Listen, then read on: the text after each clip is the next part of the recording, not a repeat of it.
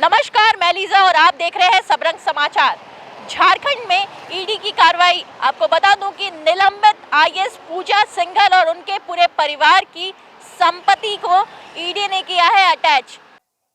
फिलहाल इन्हें अस्थायी रूप से जब्त किया गया है। जब निर्णायक प्राधिकरण इस पर मोहर लगाएगा तब इन संपत्तियों पर सरकार का स्थायी रूप से कब्जा हो जाएगा। फिलहाल यहाँ मरीजों का इलाज जारी रहेगा। डायग्नोस्टिक सेंटर भी बंद नहीं होगा। जब इन पर स्थायी रूप से कब्जा हो जाएगा तब फैसला होगा इसे बंद किया जाए या पहले की तरह चलता रहेगा यह अस्पताल। काली कमाई का रिकॉर्ड बनाने वाली आईएएस कई और मामले में भी रिकॉर्ड बना चुकी है।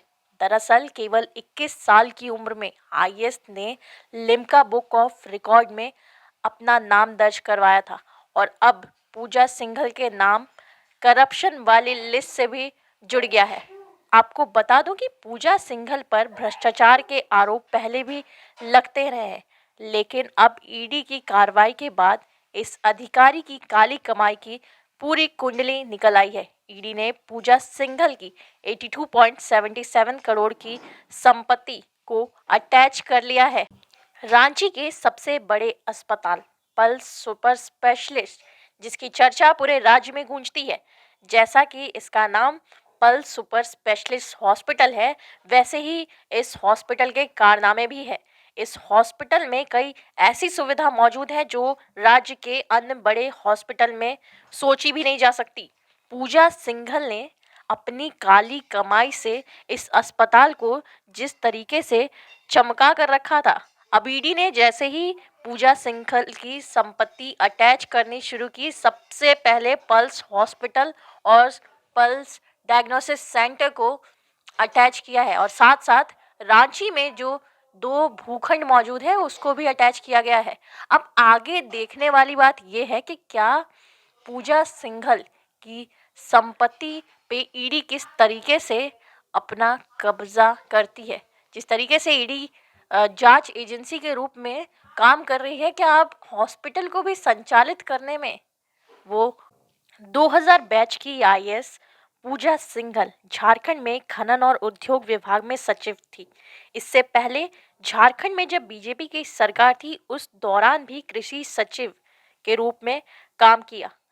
देहरादून में जन्मी सिंघल ने गढ़वाल विश्वविद्यालय देहरादून से स्नातक की पढ़ाई पूरी की। फिर अपने पहले अटेम्प्ट में महज 21 वर्ष की उम्र में पहले प्रयास में आईएएस की परीक्षा पास की।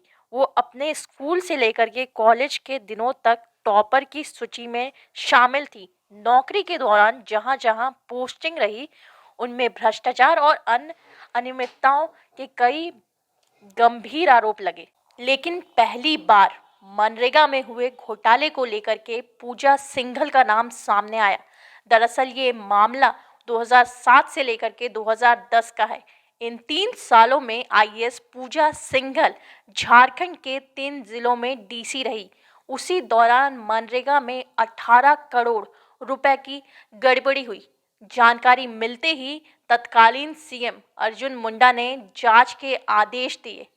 विजिलेंस को जांच की जिम्मेदारी सौंपी गई।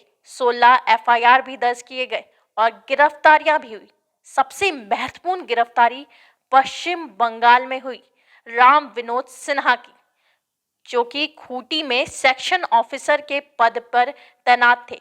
उसी अधिकारी से पूछताछ में पूजा सिंघल और कई अन्य अधिकारियों के नाम सामने आए। पूजा सिंघल के पति अभिषेक झा भी ईडी की रडार पर है। आपको बता दूं कि Abhishek Jha pulse super specialist अस्पताल के मालिक ने लिया था।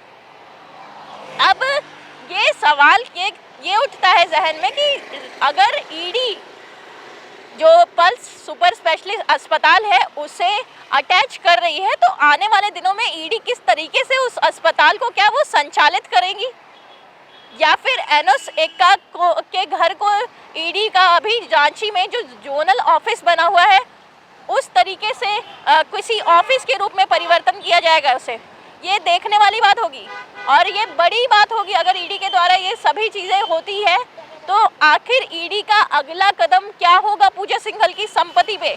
ऐसी खबरों के लिए बना रहे सबरंग समाचार के साथ। साथ कैमरा पर्सन दीपक के साथ लीजा, सबरंग समाचार।